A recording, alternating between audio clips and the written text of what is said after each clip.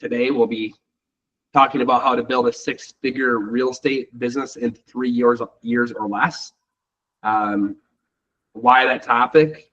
Main reason is because everybody on our team, following the systems that we're going to share today, has gotten to that status within 3 years or less. Sometimes it's less than that.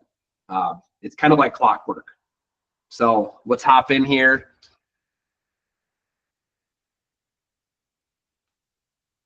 While you're here, I'd assume some of you guys are licensed or some of you guys are not licensed, potentially want to learn more. But those of you who are licensed currently, I'd assume that you're hopping on here just to maybe find some more tidbits for growing your own business, and you can do more and maybe you can pull something out. A lot of you may want to grow your business consistently, right? 2 to 3 closings a month would pretty much change most real estate agents' lives. And by doing that, you'd probably be in the top 5% of all realtors. And trust me, it's doable. Most of our team is doing that. The other thing is, if you're doing everything yourself and you feel like you're extremely busy and overwhelmed with things, there is another way to do business. And you probably don't just want to run a business to survive. You probably want to have excess income. I always tell people that if you're in this business just to basically cover your life expenses, you're going to probably be pretty disappointed because of all the bullshit you got to deal with in this occupation. For me, with all the stuff I deal with, I hope I'm making a couple extra dollars than just what my bare minimum is to survive. I'd assume most of you guys are here for those exact reasons as well. I'm going to hop into intros for you guys. Ethan, you want to say hi and introduce yourself? You're muted. Sorry, I knew I was going to do that. Actually, the second I muted myself. Hey, I'm Ethan. I know a decent majority of you. I've been in real estate for pretty much 3 years now, coming up on 3. And yeah, what else do you want me to mention, Dan? I guess you're going to talk a little bit more about you're going to talk a little bit more about stuff in a couple of slides from now. But I think for you, what motivates you, Ethan? Yeah. I really love being an entrepreneur, to be honest. I love business. I love talking with people. And I think what motivates me is to not only build a better life for myself, but also the people I'm working with. Because I think it's easy, when you do more and more business, to see all these transactions as just like another number on the board. But truly, especially I specialize in a lot of investment side of things, those deals are really changing people's lives, and it's building wealth for them in the future for their family. So, that's super fulfilling. That's like one of my big motivators aside from, personal stuff. I want to have freedom, right? I want the ability, in my 30s to have the freedom to do, whatever I please. So, and I think that really starts now with what I'm doing. So those are my motivators. Yeah, I'll give you guys a little heads up. Ethan is 21 years old. So you joined our team when you were 19 years old, and Ethan is on track to break $200,000 income at age 21. And I will say that you are one of the best people who have, when it comes to what we're talking about today, what I'll get into in a little bit, is you are just a perfect example of somebody who does the basics really fucking good at a very high level. And you also spend a lot of time learning, so they kind of go hand in hand. But it's pretty cool seeing what you're doing. Maybe everybody's goal isn't to make $200,000. That's not what this presentation is about. It's more so about what is your goal. Everybody has their own goal, and it's just cool seeing Ethan do things that most real estate agents consider not even possible, and yet he's doing it at age 21 in his 3rd year in the business. Mr. Devin, our productivity coach, in the business for a little over 4 years now. Coming up on 4 years. Coming up on 4 years. yeah, why don't you give yourself an intro as well? Yeah. So as Dan said, team's Devin, our team's productivity coach, and just a normal agent on the team outside of that. Yeah, been on the team for just shy of 4 years, and not only same for Ethan's graph, my graph here as well. Started out my first year at 34 deals, then to 27, then to 40 this year, tracking 50, and a lot of year left, so hopefully more. I really think as we go through this presentation, you guys will see how we do it and how possible it really is. And, it's kind of like the old saying, it's easy, but it's not simple, or other way around. It's simple, but it's not easy. Doing the basics, making the phone calls, and just having the right support and systems behind you is really the key to do things like this. So excited to share all that with you guys. Yeah, Devin, you're a little too humble when you say you're just an agent, because you're not just an agent. You're our productivity coach on the team. So Devin sees firsthand how an agent can go from zero to $100,000 in a few years, and beyond that. Devin has also been, you can see on this chart, he's been with the team since 2022, and he has seen he's seen the pitfalls, he's seen the growth, he's seen us fall, he's seen us win. He's literally seen almost every single thing you possibly see in a small real estate business, from a macro perspective, like the whole business as a whole, and also a micro level at like an agent's daily routines. So he's very much dialed in on what it takes to be, a top agent. And one of the things I admire about Devin, he's not necessarily going out there to make, like, his goal is not to make $1 million a year. Really, you have a kind of an income goal that you want to hit. And honestly, I know if you wanted to, you could be at 100 transactions a year by now. Your goal really is to be more of a helping hand on the team and to plug back into the agents on the team and help them out, which I really admire. A little bit about our team. I started back in 2017 as a solo agent. And one thing you'll see is that we do have a fairly predictable upward growth. And the thing is, what I'm going to get into, I'm just about to get into the next slide, introduce it, is we have pretty much focused on really one thing since day one. And that is plugging into our database, growing our database, and continuously giving back to the people who are our past clients or potential future clients through systematic ways. So let's hop right into it, guys. So today's focus, I gave you guys a little bit of a sneak peek there, is the database. Okay.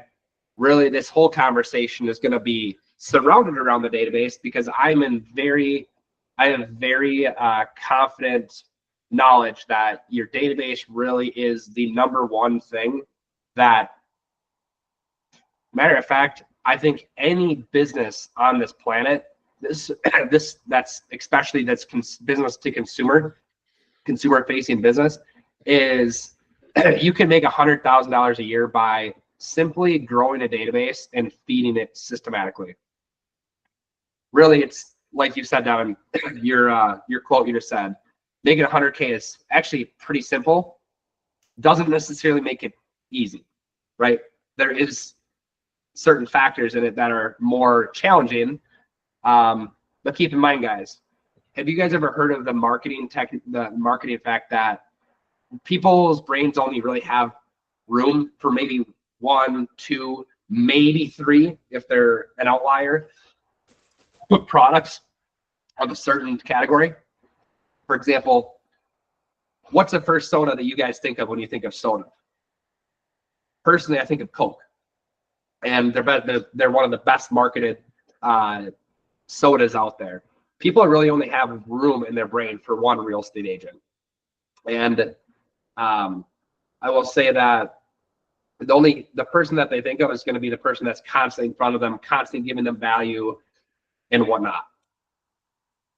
Building a database is built-in leverage in your business. The next slide I'm going to get into as I'm going to talk about what specifically leverage is. And building a solid foundation of a database is really the foundational purpose of just the entire. So, sorry. Building a solid database is really the foundation of any business that you're going to grow. And I did put this chart in here. It's one of my favorite charts because a lot of times people are like, well, I don't even know where to get started.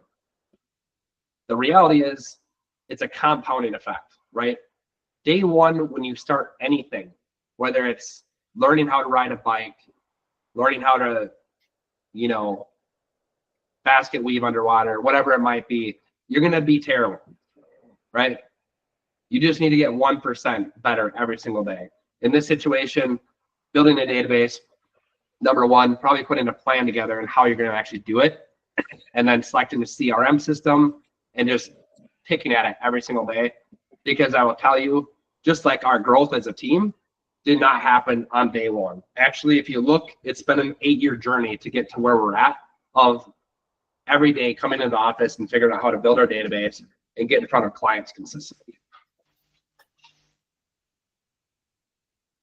So I touched on it a little bit on the last slide, guys. What is leverage? I think leverage is one of the most used terms that people don't actually really understand the full meaning of it.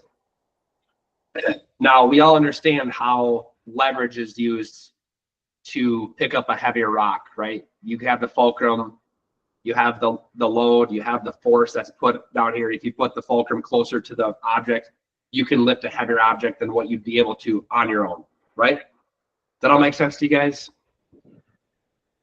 So leverage is going to be very, very similar to that, but you can use that exact same terminology in your business.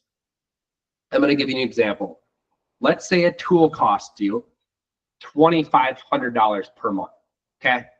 At first, you're like, holy smokes, that seems insane. That seems crazy. And I'm not necessarily talking about any specific tool. Just use this as an example, okay? Let's say a tool costs you $2,500 per month, but you're able to double your income from $5,000 to $10,000 with the exact same amount of effort.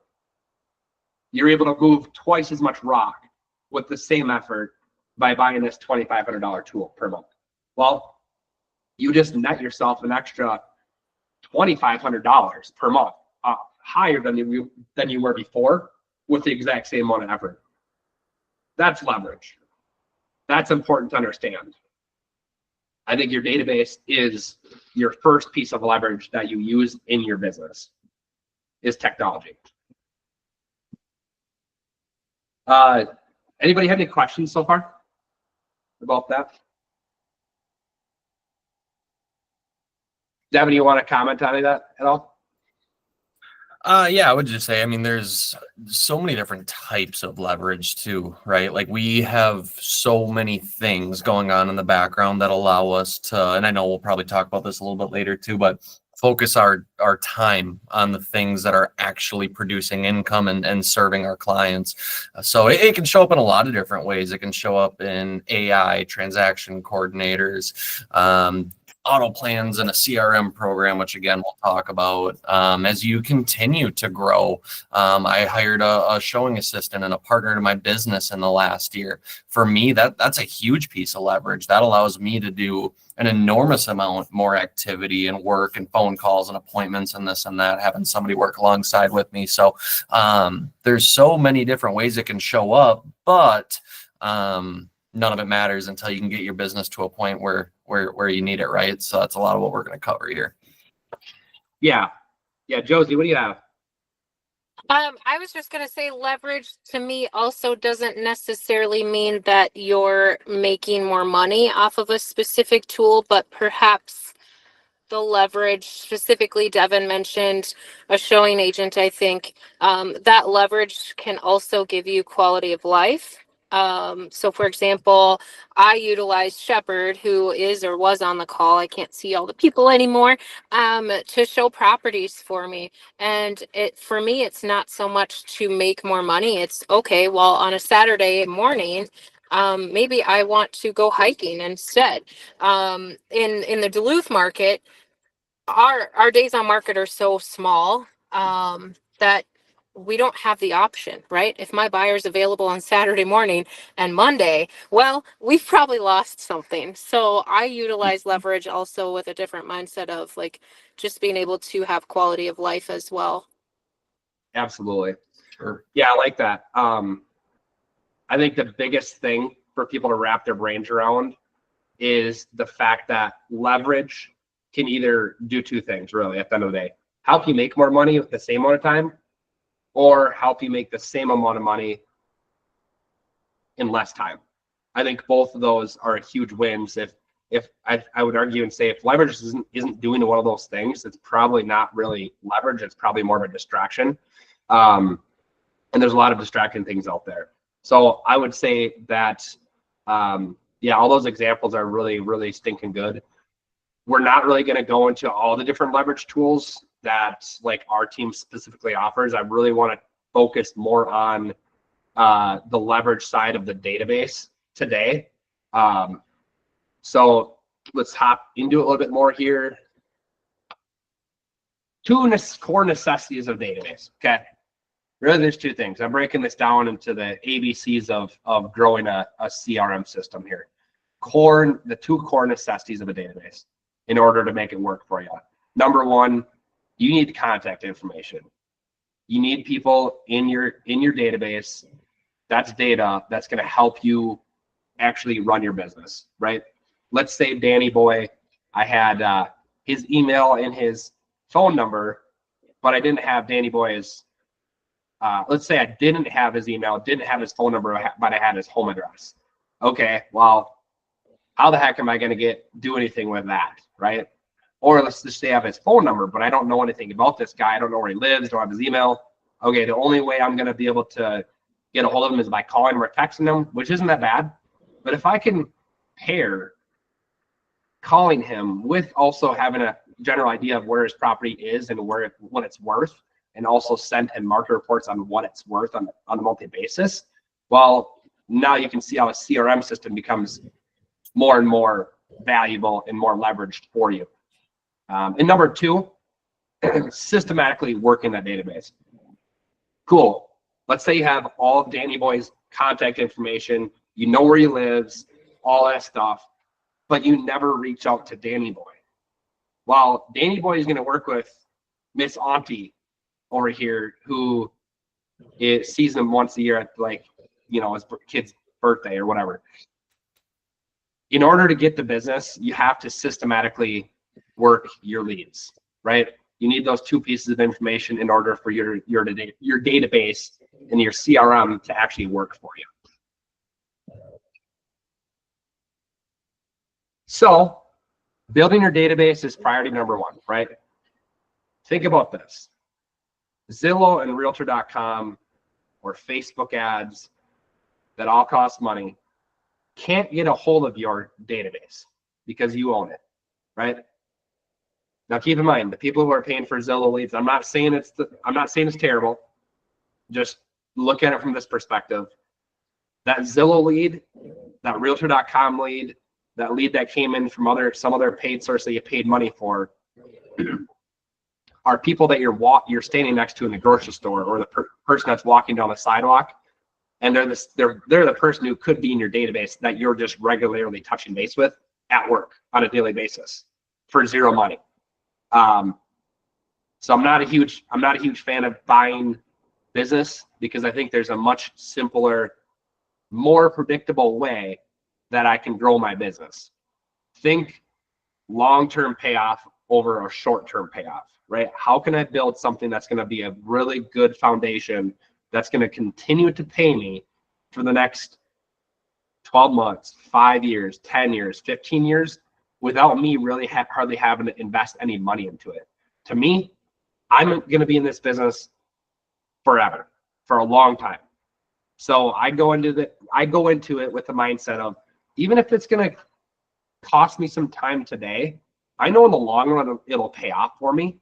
So I'd rather just do my legwork on the front end, again, long-term payoff, versus have to buy a lead today. That's just how I look at it. Yeah, Devin.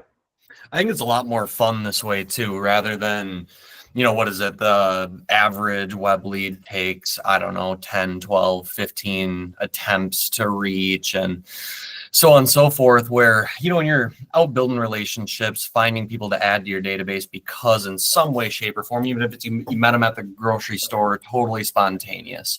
It's a heck of a lot more fun to be calling those people, following up with those people, working with those people long term, and like continually building a strong relationship than it is with somebody just completely cold that you paid for that may answer the phone one every 20 contacts or 20 attempts. So yeah, no, I don't know. I think it's just a lot more fun to work with people that you know and like, and that know, like, and trust you. And they're also a lot stickier leads. They're people that aren't typically shopping you and looking around because you have that relationship where you call, you talk to somebody from Zillow or Realtor. Why wouldn't they shop you? They don't know who they're talking to. There's 1,000 other realtors in the market. I also think that buying leads is kind of like trying to run a marathon, but you're stuck on a highway that's literally, it's like a treadmill. I feel like you're trying to you're always stuck buying those leads if you're not building your database out, right? You're just stuck there running circles around and you're not really getting anywhere. And you're kind of just at the mercy of whatever company you're buying leads from, because they can just drop you like that. They can drop you. They can increase their prices. They can change their business model. Another realtor can come in and pay more for the leads, and boom, you're gone. Your database really, to me, is one of the only and best predictable ways to grow your business in the long run. Yes, sir. Well, and another really big thing, like doing it the built not bought way, because buying Zillow leads is almost a little bit of an instant gratification a lot of the times way of doing business. Referrals are a huge part of real estate, and everyone here knows that. And it's a lot easier to have continuous referrals with people who have came to 3 of our summer cookouts, and they brought their family with, and now we're talking to their family. So it's just awesome to actually build real relationships that keep giving back, when you do it that organic, slower way.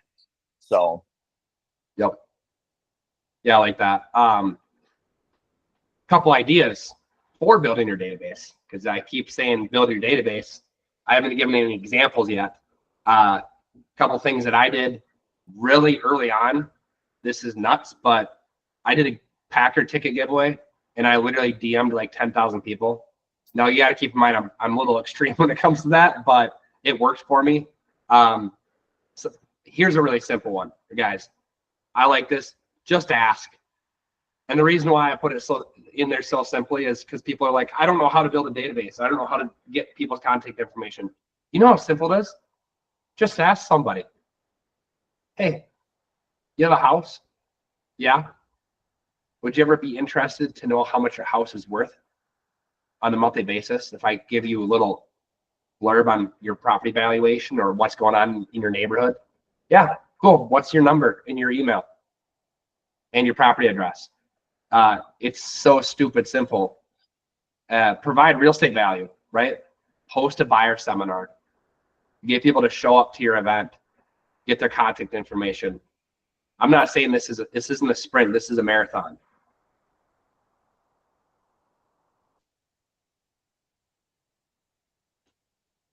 I would also like to say that it's super easy while you're sitting and watching TV at night to go on like Truth Finder, White Pages, Spokio, and find that information. Yep. Absolutely. Mr. Dan before, guys, I have not introduced him yet. Dan came on our team a few years ago now from running a real estate team in Detroit. And I'm very excited because he's worked a lot of different type of job roles within a business. And currently right now, Dan is our team's leverage for helping the agents build their businesses. So Dan, I'm going to have you take this slide away and talk about your experiences. Cool. Yeah, thanks, Dan. Nice to see everybody on here. I'm Dan number 2 over here. But yeah, just like Dan said, I'm kind of blessed where not only have I got to see this industry from multiple angles within a team, but I'm also now seeing it from working with multiple teams. So it just gives me really good perspective on how different companies do different things and what works and what are like the foundational principles of a real estate business. Just a little background on me. I started my first role in real estate was as an ISA for a team, which stands for internal sales agent, which if you have one of those, it's basically the person in the office who answers the phone, right? Handles all of the inbound calls into the office, qualifies them, and then just either distributes them out to agents or lenders to get pre-approved, or if they just need to be put in the database, like Dan said, and it's a matter of gathering their contact info and setting up their profile and that kind of thing. So that's how I got started. So I really dove head first into this concept of a database. Like that was my introduction into real estate. So yeah, just kind of, this is basically the model that we run off here of how to, we call it touching people, in our database, basically just contacting them, right, throughout the year. So everything you see here is kind of like on a yearly calendar schedule here. And it's called the 40+ touch model, right? And this includes a number of things from different types of email contacts out to the client. This first one, the 12 emails, market reports, Dan's already kind of mentioned those, but that's an automated thing within our database where if you have somebody's email address, it's a matter of just setting them up on market reports, and you can totally adjust the frequency on those, which is really cool, from monthly to weekly to bi-weekly, whatever you want it to be. And it's a thing of value, right? It's giving people real estate info on their specific neighborhood or their specific property. The second one here, the 24+ bi-weekly general emails.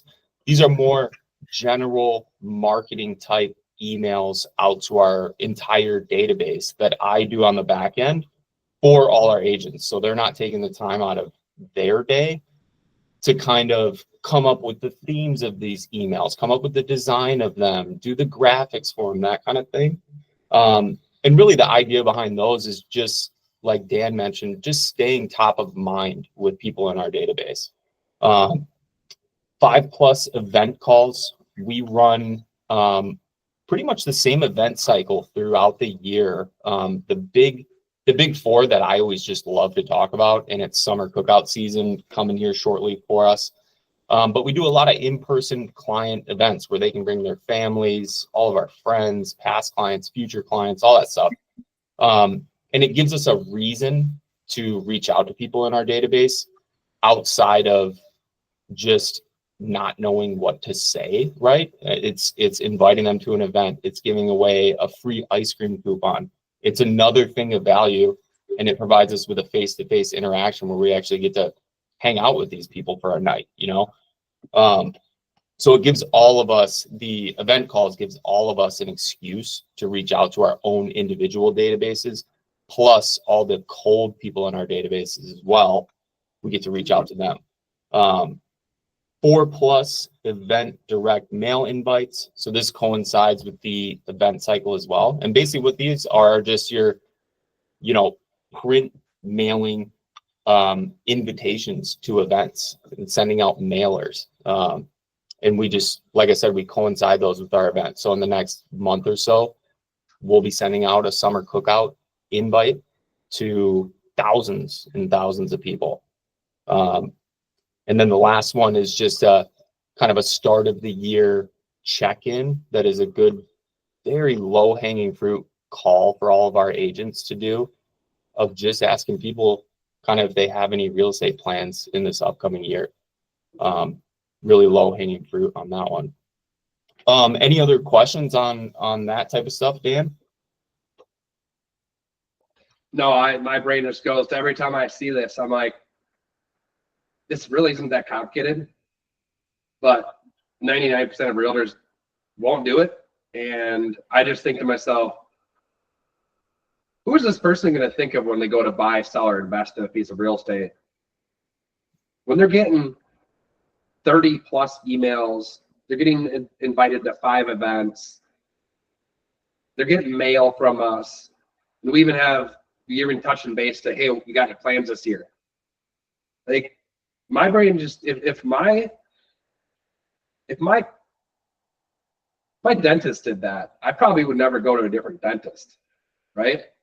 I'm not really tied down to any dentist right now, but if my dentist touched base with me, invited me to their office, even just once a year, I'd probably think to myself, man, this guy's tight. I'm never going to, this guy loves me. He keeps calling me. My gosh, he invited me 5 events this year. I'd go to that guy every single time. I'm pretty sure most people would. And if you could just do this one low-hanging, simple thing throughout the year, and I get this is after 8 years of refining, right? Remember the 1% rule? If you could just touch base in January and say, hey, do you have any plans this year that I can help you out with? Think of how much different your business would be if you were at 0 and just started there, right? It's nuts. And another thing too is majority of this model, aside from obviously the calls that you're making, is leveraged out through our CRM, right?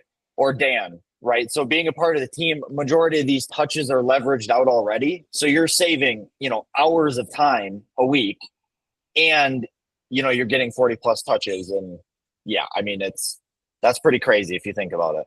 How much work it would be if you had to do all that yourself, as a solo agent. So yeah, the team, I like to think of it as just like a massive robotic systematic tool for Ethan and Devin and anybody on our team to just literally plug into and supercharge their business.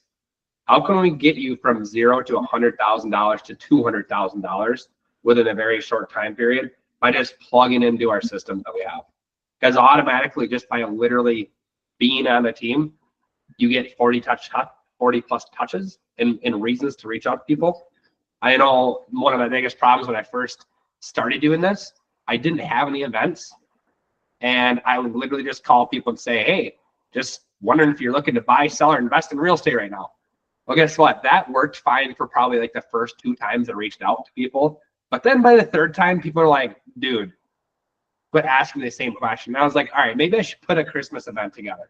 And so I started off with the Christmas event. And now I spend thousands and thousands of dollars on these events every year that people talk about for years. And it's pretty awesome. So one of my favorite quotes over there, systems make the ordinary extraordinary, right? How can we systematically build this and allow an agent to plug into our systems that we are running to help them do extraordinary things?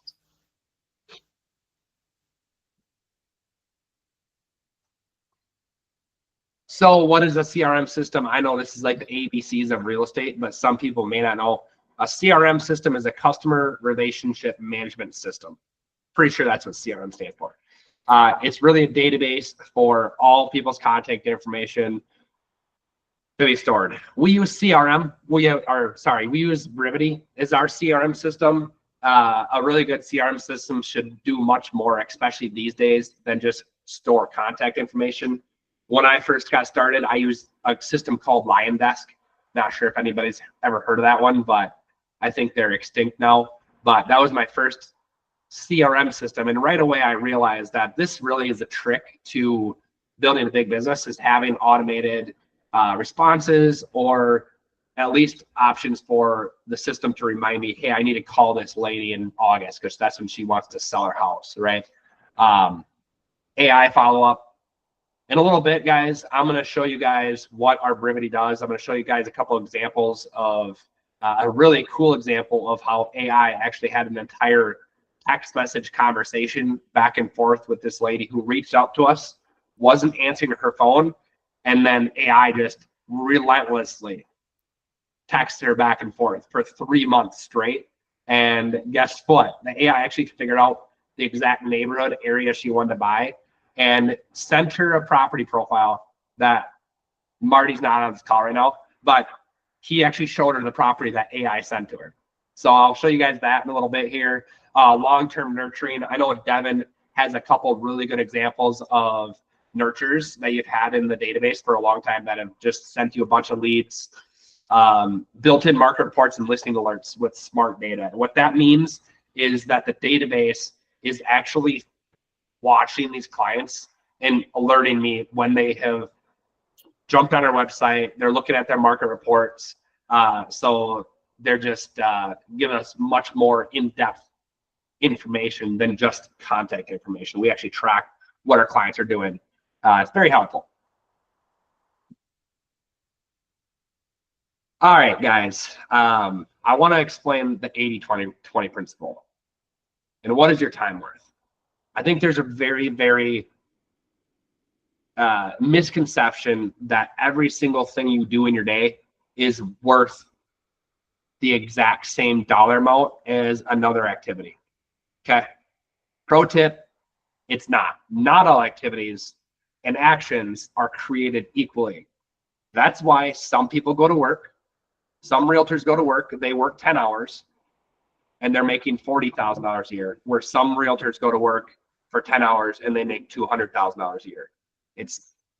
They're not doing anything crazy other than they understand this exact principle, okay? And they use leverage. So, pop quiz. I'm gonna ask for a couple people to share, not on the team. What is the highest value activity of our time as realtors? So what are the things that when you're doing them, you're probably making $100 per hour during that time? Josie, you can't share either. I want somebody else to share on here if you guys can.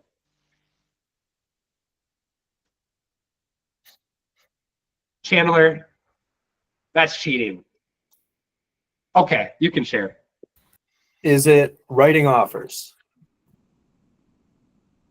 That is a high producing activity, yes. Shepard? Yeah, I was going to say showing properties and writing offers. I would say anything that's client facing, direct face-to-face client facing activities, contacting your client would be high dollar producing activities. Can we get one more person to share? Jackie? Networking and reaching out to potential clients. Yep, face-to-face activities with clients or potential clients. Love it. Yes.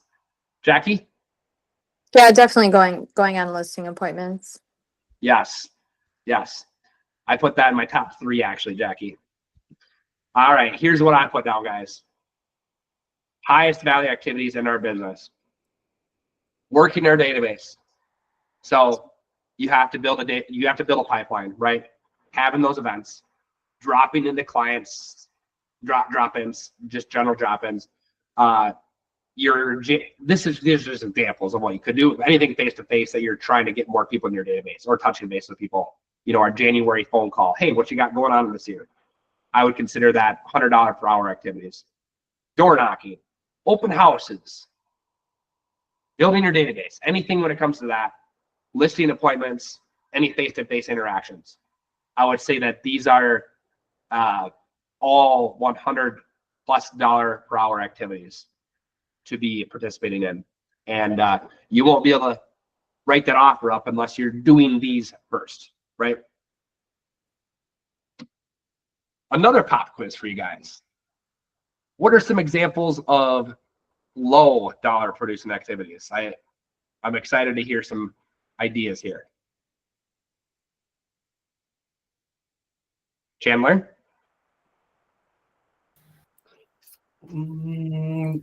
Scrolling on social media. Yes. Shepard? That's kind of what I was going to go with is like thinking about activities instead of just doing them. Like spending all of our time planning and none of it like taking action. Planning, yes. I think when you get further into the business too, one of the best things I ever did was give up showing homes, I have to say. Yes.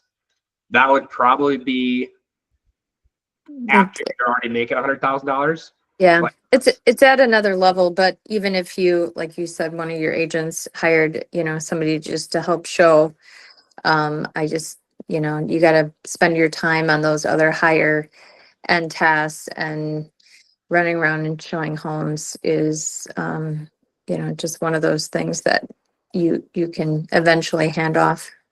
100%. Yeah, I would say it's probably quite a bit after you make $100,000, but 100%. That would definitely be that would definitely be that would be another. I would definitely agree with that. Yeah, Devin, you want to Scheduling closings, making sure you're getting all of your documents into Skyslope or to your broker rather, just all that facilitation of paperwork and things like that. Exactly, 100%. I think those are the first things that I would get off my plate would be manually uploading documents into my brokerage compliance, right? That is such a $10 to $20 per hour activity. Scheduling photography, creating your own accepted offer graphic, right? These are things that realistically anybody who has any organization talent would be happy to do. And you could easily pay them way less than what your time is worth, right? I'd hope as realtors that our goal is to top line our talents, and our talents as most realtors like to be face to face, because if you don't like that, you're gonna struggle to do business. So these are not $100 per hour activities. So why would you ever do them, right? And the answer is because you don't have the leverage yet, right?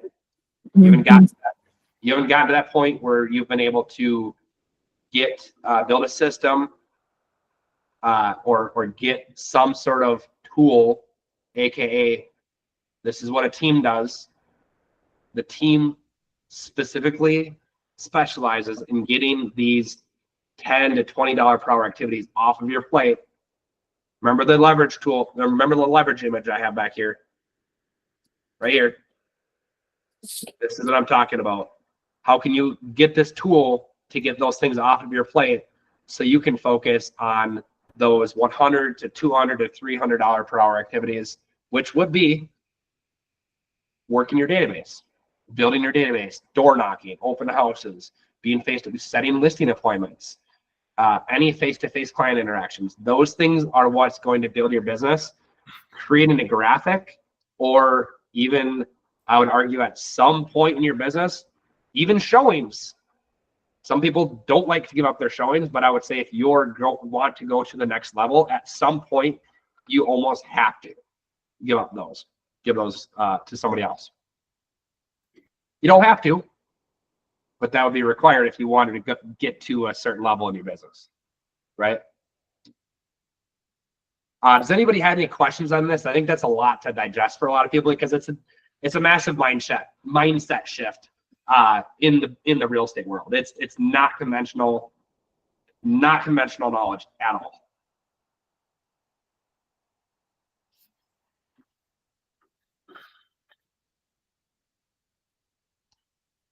Y'all good there? Cool. Well, I want to dive deeper into how our database works and a little bit more about how our productivity coaching works. Devin is our productivity coach. So first, I'm going to have him hop on here, talk about his experience to get people to $100,000, talk a little bit about our database, how we manage it, and then I'm actually going to hop in and show you guys a little bit more about some specific examples within the database, so you guys can actually see exactly what I'm talking about on how a CRM is helpful for you guys. Devin, you want to take it away? Yeah, let's do it. So, $100,000 goal.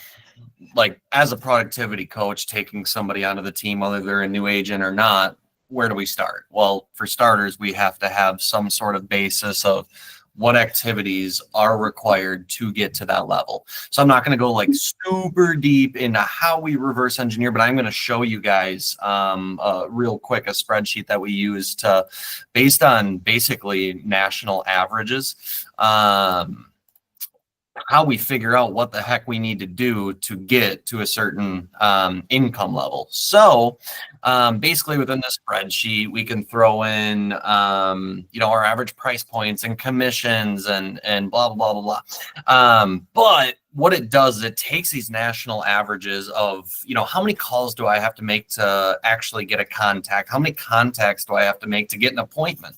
How many appointments do I have to actually get somebody, get an agreement signed? And how many agreements signed do I need to actually close a deal?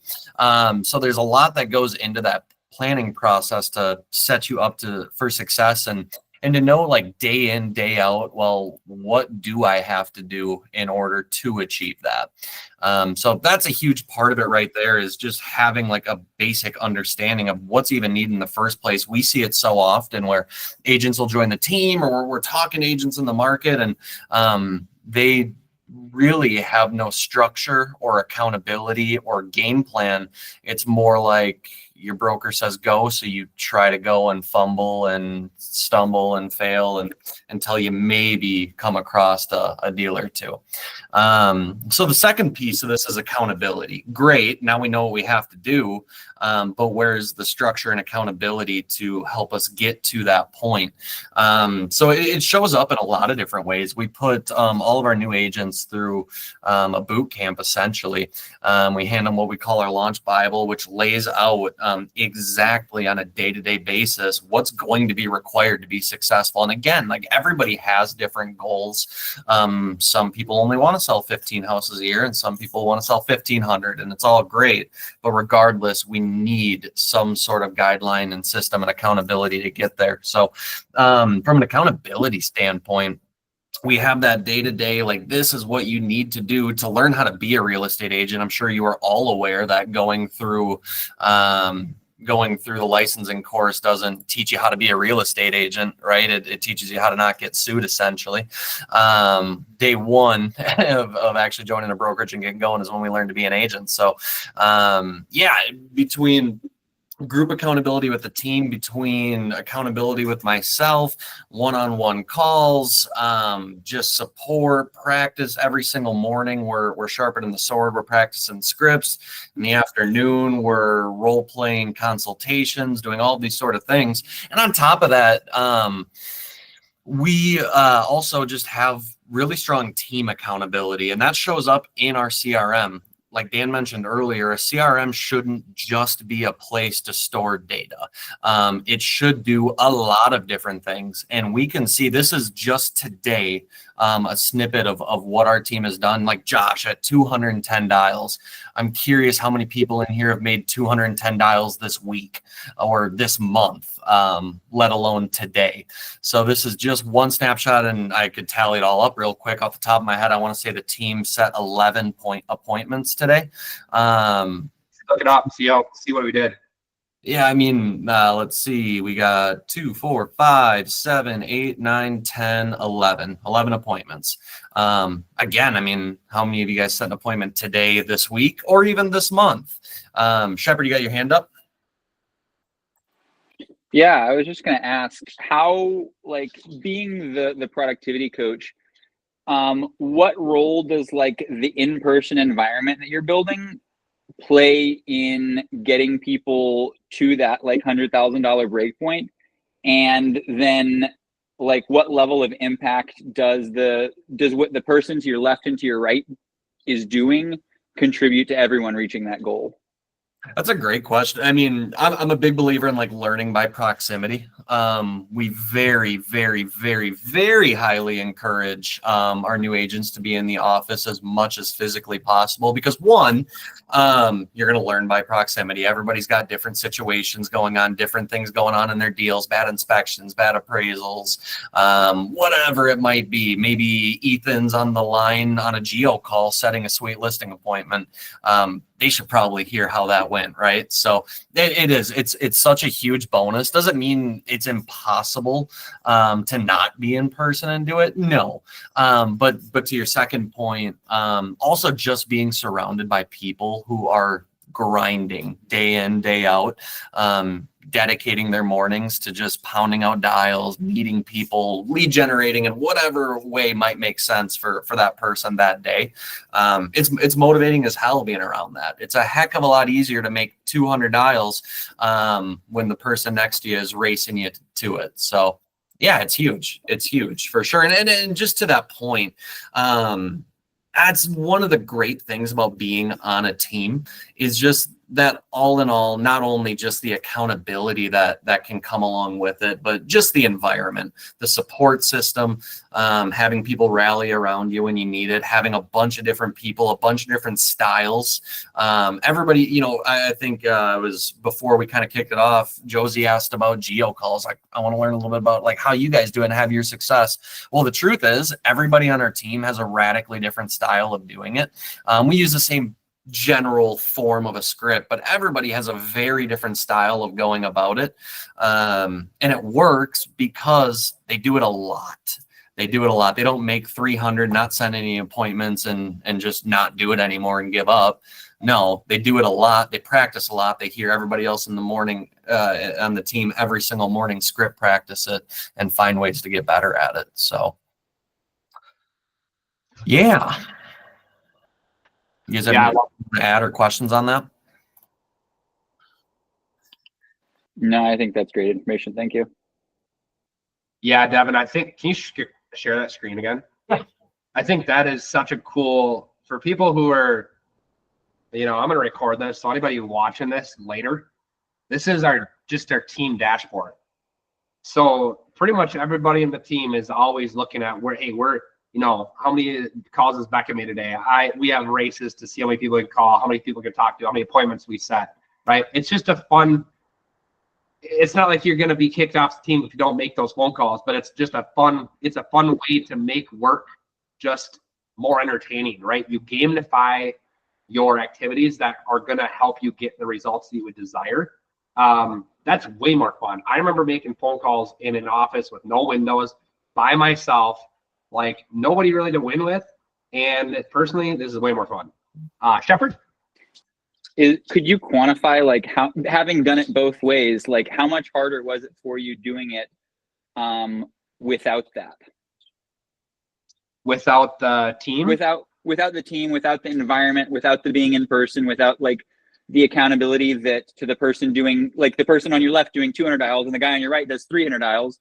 Like without that, like how much harder would you have had to work to get where you're at? Or would it have been even realistic to get where you're at without that?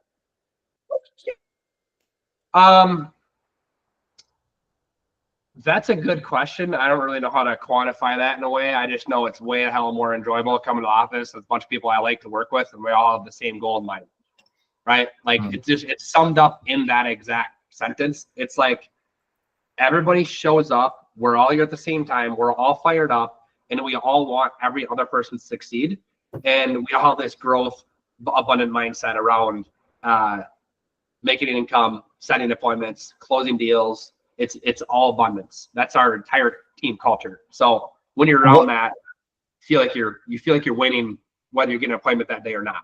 I know Josh can speak. What I'll say, Shepard. Oh, go ahead. Oh, sorry. I was just gonna say that we're all super motivated. We're all entrepreneurs, but you know, there's not one person on this planet who can find it every single day in themselves to be equally as motivated, right? You kind of go through peaks and valleys of motivation sometimes, and it is a lot easier to find it every day when you are in the office with some people who, you know, are at their peak of motivation. You feed off that. And I think also, you know, a lot of the times when Devin sets an appointment or he gets an accepted offer and he comes and tells you, or he puts it in the group chat, for me, I'm competitive. And when I see that, I get super motivated. I'm really happy for Devin, right? But that really motivates me to like, hey, I got to get on my horse. I got to do something. And that's obviously not how everyone works, but I think it just creates an awesome environment to where you're able to find that motivation every day, at least a little bit more anyway. So, yeah. For Mr. sure. I know Josh. Josh can speak to this because, you know, he was an individual agent that ended up coming onto our team. And yeah, I'd love to hear what you got to say, Josh. Yeah, exactly. I was just going to go off that, like trying to answer your question. Like, yeah, I was individual for better part of 8 months and I honestly wasn't going anywhere, just spinning in the mud, not sure which direction to go, spending money, not get anything. Honestly contemplating on giving up on this until real estate as a career until Dan reached out, sat down, kind of figured out what as a team does, and then met all these guys and it was a no-brainer. Like Devin was saying, yeah, launch was really a shell shock because I never really knew, like, okay, just start calling the people that I've known for how long until I'm in real estate now. Like that was a challenge for me at first. And that was back in November I started and we're in June now and I'm putting up 200 dials a day. Not on average, but for today, I was just like, let's get some calls in. Let's talk to some people. Like without, like they said, like Devin sets an appointment, I want to set two. Ethan gets something, like, yeah, I'm happy for him, but it just helps push you to that much more. And everybody around you is just super supportive. And if you win, they win. And they're your biggest hype people. Like it makes coming to work and everything a lot more fun. And I'm one of the odd ones that works remotely, but we all have a group chat. So if I have a win, I throw it in there and everybody is just as hyped. And if I have issues, there's always somebody to talk to. And it's just real beneficial since I came over here and learned this aspect of it. Awesome. Devin, I'm going to hop into a little bit more database stuff because I've talked a lot about the database. I just want to show you guys a little bit more about what our database does. Got a couple examples for you guys, and then we'll wrap it up here. This is a really good example of how AI actually did some really crazy conversation with this lady. So this lady came through Facebook and she wouldn't answer her phone call, okay? And she had 53 text messages go back and forth between, let's see, the first day she came in, March 5th, 2025. So this is like all real-time stuff that's happening. And you can just see the conversation here is Matt, it's texting from Matt's profile. So Matt is our agent on our team. It says, hi, Erlinda, Gabby here with Matt at Dan Realty. You want me to stop texting? Just reply stop. Didn't reply. Another text message. Hey, I found some homes and options in Eau Claire. 3-bedroom at $294, a 2-bed condo, blah, blah, blah. You guys get the point. So AI texts her 3 times in a row. Okay. That exact same, no, the next day. So 3 days in a row, it texts her. That third day of AI text there, she says, I'll be ready to buy in 1 month. Thank you. With emojis. That's a good sign.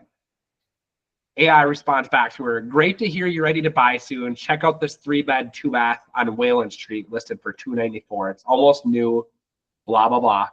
She says, I'm looking for something out of town, not very far from Eau Claire, 3-bed, 2-bath minimum with a piece of land around the house. Cool. AI goes to proceed to give it a couple other options that are properties outside of town. Here's another text message. Very nicely put with links to the property profiles. Back and forth, back and forth. It doesn't respond for like weeks on end. AI continues to text her.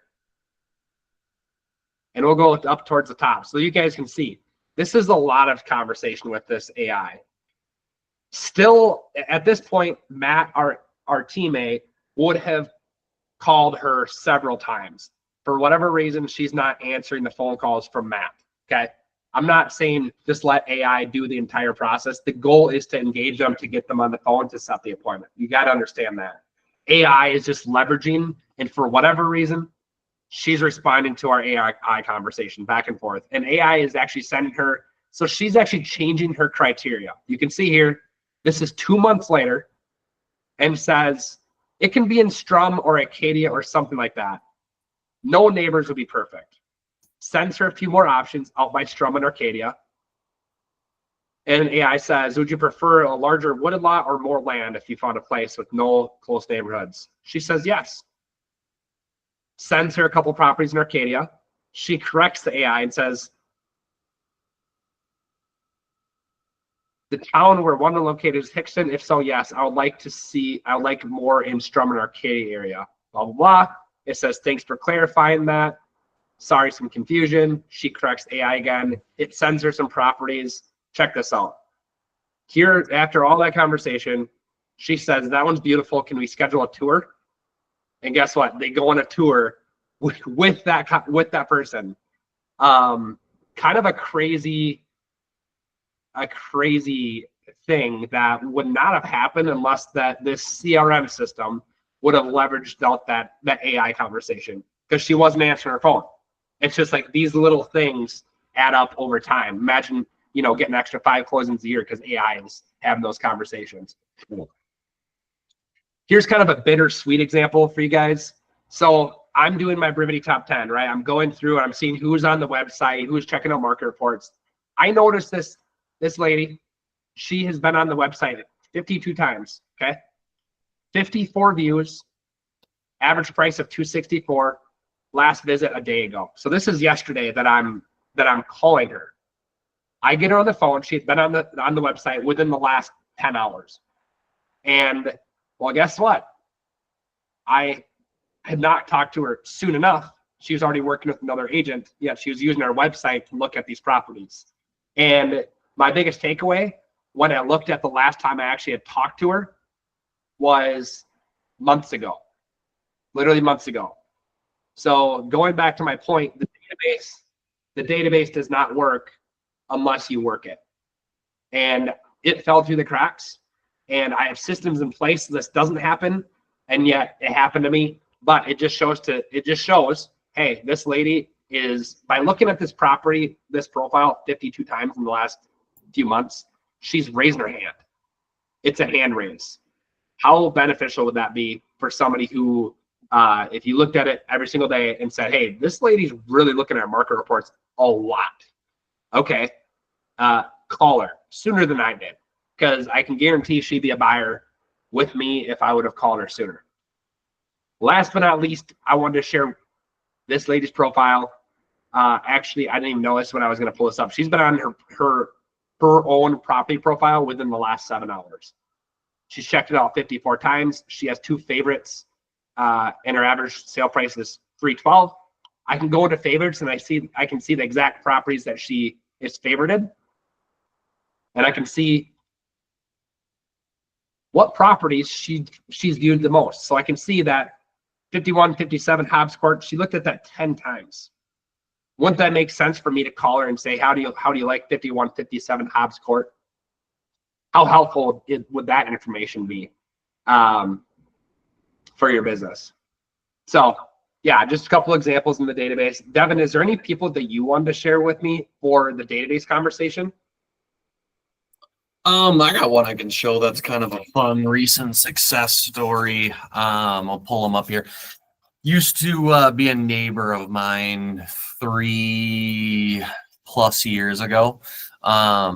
It's not like we were super close or anything like that, but he was in my database. So just to show you guys here, Mr. Spencer, I added him to my database April 8th of 2022. Since then, right away, put him on market reports. Even though it was an apartment that he was in, it wasn't even necessarily a house that he had owned that was giving him an update of value of that property. It was something for him to click on and tell me that when he's looking at the real estate market, I know when he's thinking about it and looking at it because he's clicking on this link and opening it up. And right here, you can see I invited him to the Christmas party. I sent him ice cream coupons a few months later. And we can go all the way up and I can show you for 3 years inviting him to events and things like that. Well, fast forward to the 15th, 4 days ago, he reaches out and he says, hey, I want to buy a house and I want to sell him and his girlfriend's current house. That all came, like I said, it's not like we were best friends before. We talked all the time, anything like that. But you know what? He saw my name, my face 40+ times a year, or heard my voice. One of the 3, 40+ times a year from all of those touches and outreaches. And I was the first one he thought to call when the time came. So it's just kind of proof in the pudding there. Jackie.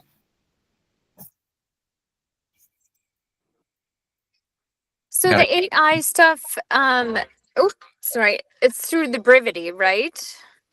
Yep. Correct. Okay. So is that just for place or is it not? Nope. Do they not have that for all Brivity users? No, general. I suppose Dan maybe chime in. I don't know if AI is specific to place or not. I believe it's just it comes with Brevity, but it comes with the Brevity platform. Yeah. Okay, because I have that, and I haven't seen the AI thing released yet, but maybe. I'll have to check into It might that. be an add-on. It might be an add-on. Might be. Yep. Okay, I'll check into that. That's awesome. yeah. For sure. One of my favorite things that AI started, and it gets better all the time. They update it all the time. It'll give you just complete overview of profiles, even if you don't have the setting on where it's like texting people and whatever. It'll summarize 3, 5, 10 years worth of history and notes and intent and all the things. So you don't have to read through 5 years of history. It can just tell you what's going on. Right here. This is one of my favorite parts about the AI. So Gabby will actually recommend action steps to take. Gabby is the AI. She's reading this entire profile. For whatever reason, that's giving me error now, but it just was giving me the correct things. So this is a quick summary of that first AI conversation that I had. Said she's ready to buy soon. She's looking to buy a home in the Eau Claire area, interested in 3-bed, 2-bath, ready to buy in about a month. She's not mentioned talking with another agent.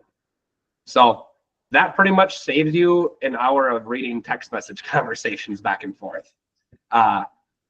Very cool. And Jackie, if you don't have that, I would reach out to Brivity and ask them how to get that. So, Jack, do you have any other questions? Your hand still raised? Nope. Oh, sorry. I can take that Oh, back. you're good. I didn't know if you re-raised it. So cool, guys. Just to conclude this, so how does our team supercharge your database? This whole conversation has been about your database. We do a heck of a lot more than just the database stuff, but I would say it's one of the very foundational things that we have somebody do to get up to $100,000 a year. Number one, you get all the Brivity. That's pretty cool. The AI-powered CRM system, help that leverage your business. Custom market reports, branded to you. Every single email that's going out with Devin to that guy he was just talking to is from Devin. Very cool. 5 events a year. Like I said before, we spend thousands and thousands of dollars putting these events on, and Dan is the one who puts them on. Our teammates can just plug in and start inviting their clients to these events just by being on the team. We have 4 admin staff that are leveraged. They're taking off those low dollar producing activities off of your plate so you can focus on face-to-face interactions, building your database, and getting going to listing appointments, right? You got Devin Kneff as a productivity coach. I think he's just proven himself as an awesome productivity coach. Helps agents really get to their first 100K. That's what I would say is he is that first benchmark of, hey, let's get you to $100,000. After that, my goal when people start mentoring with myself after those first 24 transactions is really my goal is to help every agent hit $1 million net worth. I want everybody on the team to be a millionaire. Maybe their goal isn't a millionaire, but it's a stinking cool goal to shoot for. And I have a lot of people on the team that are shooting for more than $1 million. So how can I do that for anybody who may join the team?